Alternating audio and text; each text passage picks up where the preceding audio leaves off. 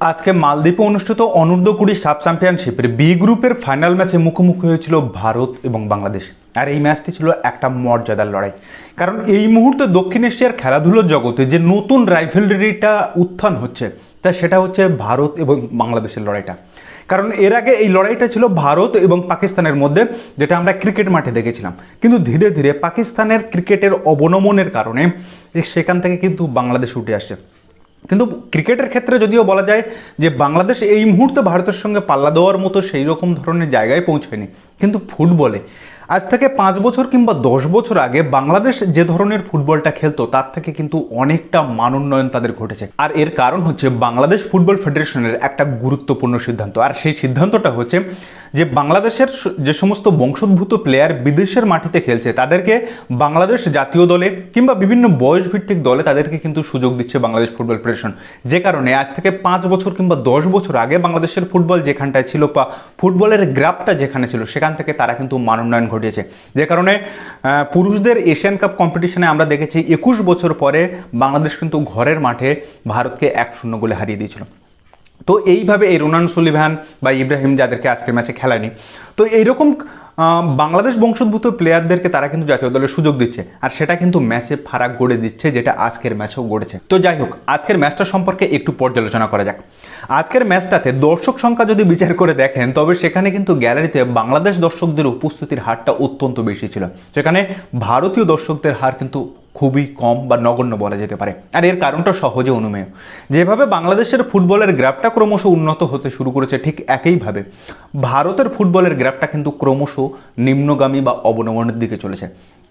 যদিও এর মধ্যে রায়ান উইলিয়ামস ভারতীয় দলে অন্তর্ভুক্ত হয়েছে, কিন্তু এই বংশোদ্ভূত প্লেয়ারদের খেলানোর ক্ষেত্রে বাংলাদেশ যতটা সহজ নিয়ম অনুসরণ করছে, ভারত কিন্তু সেই নিয়মটা অনুসরণ করতে পারছে না। এবং গোটা প্রথমার্ধ যদি দেখা যায়, তবে দুটো দলই কিন্তু সমান তালে গতিশীল ফুটবলটা খেলার চেষ্টা করেছে। কারণ এই ম্যাচটা ছিল মর্যাদার লড়াই, এই ম্যাচটা ছিল হাড্ডাহাড্ডি লড়াই, কারণ যে জিতবে বা সে কিন্তু গ্রুপ চ্যাম্পিয়ন হয়ে সেমিফাইনাল খেলতে যাবে।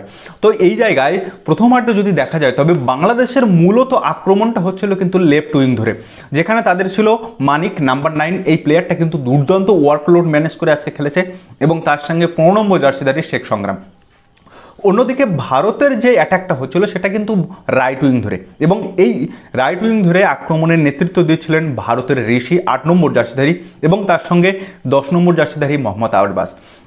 তো এখান থেকে ভারত কিন্তু 16 মিনিটের মাথায় দুর্দান্ত একটা হেডে গোল করে বাংলাদেশকে বিরুদ্ধে 1-0 গোলে এগিয়ে যায়, এবং যে কর্নারটা নিয়েছিল সেটা হচ্ছে ভারতের নাম্বার 9, এর কথাটা পরে বলছি, ওমং ডুডু।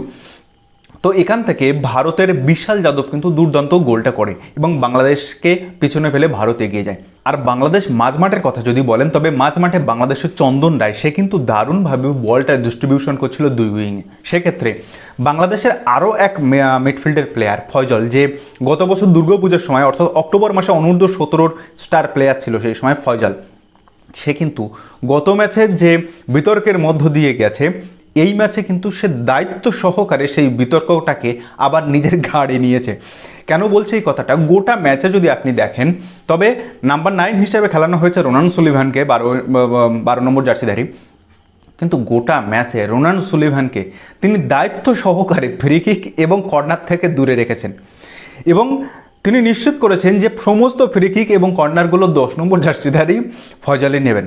আসলে কি হয়, অল্প বয়সে যখন একটা কোনো প্লেয়ারকে এতটা হাইপ করে উঁচিয়ে তুলে দেওয়া হয়, তার আর ব্যবহারে সেটা কিন্তু দেখা যায় একটা উদাসীন, একটা আগ্রাসী মনোভাব দেখা যায়, সেটা কিন্তু মাঠের মধ্যে বারবার দেখা গেছে। এবং এই রোনান সুলিভানকে বারবার যে বল দেওয়া হচ্ছিল না, তারপরেও বাংলাদেশ যে সমতা ফেরায় ভারতের সঙ্গে, যে এক্সট্রা টাইমে ফার্স্ট হাফের, সেখানে কিন্তু রোনান সুলিভানের কর্নার ছিল, এবং সেখানেও যদি আপনারা খেয়াল করে দেখেন, এই ফয়জল কিন্তু কর্নারটা নিতে যাচ্ছিল, রোনান সুলিভান তাকে নিতে দেয়নি, এবং সেখান থেকে একটা পারফেক্ট কর্নারে আপনার রোনান সুলিভান এমন জায়গায় বলটা রাখে, সেখান থেকে সুপার সাব হিসেবে নামা মোহাম্মদ আব্দুল, 15 নম্বর জার্সিধারী বাংলাদেশের, সে কিন্তু বাংলাদেশকে সমতা ফেরায়, অর্থাৎ একদম এক্সট্রা টাইমে। যদিও তার আগে কিন্তু ম্যাচটা প্রচণ্ড উত্তপ্ত হয়ে যায়, কারণ দুই দলের কোচেরা ঝামেলায় জড়িয়ে পড়ে, বাংলাদেশ কোচ এবং ভারতের গোলকিপার কোচ সন্দীপ নন্দী, এবং দুজনকে লাল কার্ড দেখিয়ে কিন্তু মাঠ থেকে বের করে দেওয়া হয়। প্রথমার্ধের লড়াইটা 1-1 শেষ হওয়ার পর আমি ভেবেছিলাম যে সেকেন্ড অর্ধটা আরও উত্তেজক এবং আরও ইন্টেন্সিটি নিয়ে দুটো দলই ম্যাচ খেলবে, কিন্তু দেখা গেছে যে প্রথম হাফের তুলনায় দ্বিতীয় হাফটা কিন্তু বেশ দেখে শুনে বল পজিশন নিজেদের কাছে রেখে কিন্তু তারা খেলা করেছে। এবং এখানে যদি দেখা যায় তবে দুটো দলেই কিন্তু একে অপরের গোল বক্সে বারবার অ্যাটাক করেছে, বারবার দুই গোলকিপারকে কিন্তু টেস্ট করেছে।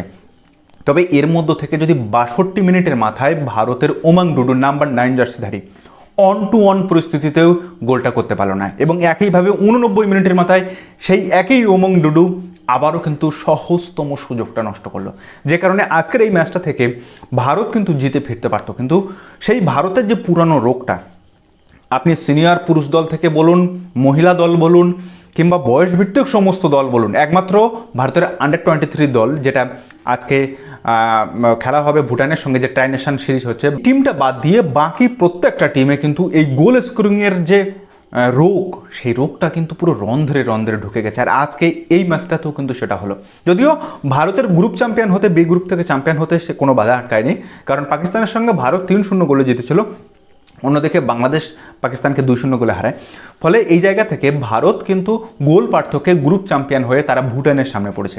অন্যদিকে বাংলাদেশ হচ্ছে গ্রুপ রানার্স হয়ে তারা কিন্তু নেপালের সামনে পড়েছে। এখন এই প্রথম সেমিফাইনাল হবে 1 এপ্রিল বিকেল 3:45-এ, এবং সেকেন্ড সেমিফাইনাল হবে 1 এপ্রিলই রাত 8:30 নাগাদ, এবং এই দুটো সেমিফাইনাল থেকে জয়ী দল ফাইনাল খেলবে 3রা এপ্রিল। ভারত ইতিমধ্যে অনূর্ধ্ব-17 পুরুষ এবং মহিলা উভয় দলই এবং মেয়েদের অনূর্ধ্ব-19 সাব চ্যাম্পিয়নশিপ কিন্তু জিতেছে। এবার লক্ষ্য হচ্ছে ভারতের অনূর্ধ্ব-20 সাব চ্যাম্পিয়নশিপ জিততে পারবে কিনা, কারণ দক্ষিণ এশিয়ায় যদি দেখেন তবে এই মুহূর্তে আমার কাছে মনে হচ্ছে যে ফুটবলের যে দুটি দল এই মুহূর্তে লড়াই করতে পারছে বা টাপ টক্কর দিচ্ছে, সেটা হচ্ছে ভারত এবং বাংলাদেশ। তো আমার ব্যক্তিগতভাবে মনে হচ্ছে যে ফাইনালটা হয়তো আবার ভারত বনাম বাংলাদেশেই হতে পারে। তো যাই হোক, আজকের এই ম্যাচটা দেখে যদি দেখেন কিছু কিছু অনভিপ্রেত ঘটনা ঘটেছে, বিশেষ করে মাঠের বাইরে ওইভাবে কোচদের বাগবিতণ্ডায় জড়িয়ে যাওয়াটা মোটেও একটা ফুটবলের বা খেলোয়াড় সুলভ মনোভাব বলে আমার অন্তত মনে হয়নি। তো যাই হোক, 3রা এপ্রিল ভারত এবং বাংলাদেশ যদি ফাইনালে আবারও মুখোমুখি হয় তবে আরও একটা হাড্ডাহাড্ডি ম্যাচের অপেক্ষায় কিন্তু আমি রয়েছি। তবে এই অনূর্ধ্ব-20 দলটাতে কিন্তু আমরা যদি দেখি ভারতের কিছু দুর্বলতা আছে, নতুন কোচ মহেশ গাউলি সেইগুলো কীভাবে রিকভার করেন সেটা দেখার আশায় রয়েছে। অন্যদিকে বাংলাদেশের ক্ষেত্রে যদি বলেন যে বাংলাদেশের যে এই যে বংশোদ্ভূত প্লেয়ার যাদেরকে আজকে বসিয়ে রেখেছিল তাদেরকে যদি দলে খেলায়, এই যে জায়গাটা, এখান থেকে বাংলাদেশ ফুটবল বলুন কিংবা ভারতীয় বলুন কিংবা পুরো দক্ষিণ এশিয়ার ফুটবলে এই রাজনীতির জায়গাটা থেকে যদি বেরিয়ে এসে ফুটবলটাকে যদি ফুটবলের মতো করে তারা উন্নতিতে মনোযোগ দেয় তবে সেটা কিন্তু একটা খুব ভালো প্রদর্শন হতে পারে। কারণ আমরা দেখেছি দক্ষিণ এশিয়া থেকে যে সমস্ত দল, ভারত হোক, বাংলাদেশ হোক, শ্রীলঙ্কা হোক, যারাই কিন্তু এএফসি চ্যাম্পিয়নশিপের কোনো পর্বে খেলতে যাচ্ছে সেখানে কিন্তু একেবারে যাচ্ছে তাই রকমের পারফরমেন্স হচ্ছে। বিশ্বকাপের কথা তো আমি ছেড়েই দিচ্ছি। ফলে আমাদের এই মুহূর্তে ফুটবল প্রেমী যারা মানুষ ফুটবল দেখতে ভালোবাসেন তাদের কাছে একমাত্র দর্শনীয় কিছু বড় টুর্নামেন্ট সেটা হচ্ছে সাব চ্যাম্পিয়নশিপ। তো এই জায়গাটাতে ভারত এবং বাংলাদেশ একে অপরের টক্কর দিয়ে উঠছে একে অপরকে, যেখানে বাংলাদেশের উত্থানটা বেশ চমকপ্রদ, ভারতের অবনমনটা আরোই হতাশাগ্রস্ত এবং একই সঙ্গে চমকপ্রদ বলা যেতে পারে। ফাইনালে যদি ভারত এবং বাংলাদেশ একে অপরের মুখোমুখি হয় তাহলে স্কোর লাইনটা কেমন হতে পারে, কে জিতবে বলে আপনার মনে হয়, অবশ্যই কমেন্ট বক্সে আপনার মন্তব্য ও মতামত জানাবেন। তো যাই হোক, আজকের ভিডিওটা এখানে শেষ করলাম। ভিডিওটা যদি ভালো লাগে তাহলে অবশ্যই আপনার বন্ধুবান্ধব পৌঁছানো জানা মানুষের মধ্যে শেয়ার করে তাদেরকে জানার সুযোগ করে দেবেন। তো দেখা হচ্ছে পরের ভিডিওতে, ততক্ষণ ভালো থাকবেন, সুস্থ থাকবেন আর অবশ্যই নিজের খেয়াল রাখবেন। ধন্যবাদ।